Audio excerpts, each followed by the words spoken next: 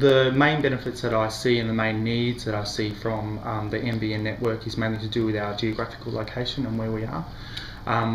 We cover a huge geographical area overall, and so in terms of people travelling to specialist appointments and travelling to follow-up appointments, there's a lot of time and energy and cost involved that goes with that. And so if we can bridge that gap, especially if they need urban reviews from this sort of centre, I think that would be a really good outcome overall. I think that in terms of quality of care, in terms of rapid assessment and appropriate triaging assessments through specialists, if they can, there's only so much you can describe over a phone. So if you can do that as a face-to-face contact, I think that would be an excellent thing.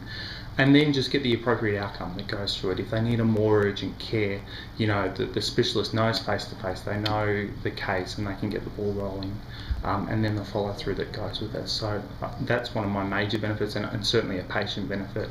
On a personal level, I think education would be a really wonderful thing that can be facilitated by a national broadband network, and we have the equivalent of local grand rounds that's potential, but to be able to see that on a larger scale and to do that, you know, with the big metropolitan centres and potentially, you know, eventually even overseas would be a really wonderful thing to achieve overall.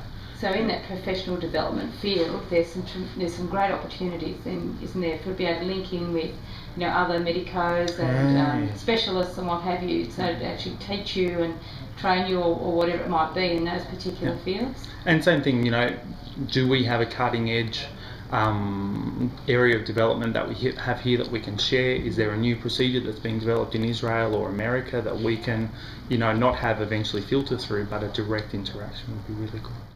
I think a lot of people, especially if they've trained and developed in an urban centre, they're used to having a bit of that technology come with them, whether that be personally or through the workforce. And so to be able to provide those opportunities is a really useful thing. I also think if they're going to come out to a rural centre, to have them know that support that can be provided.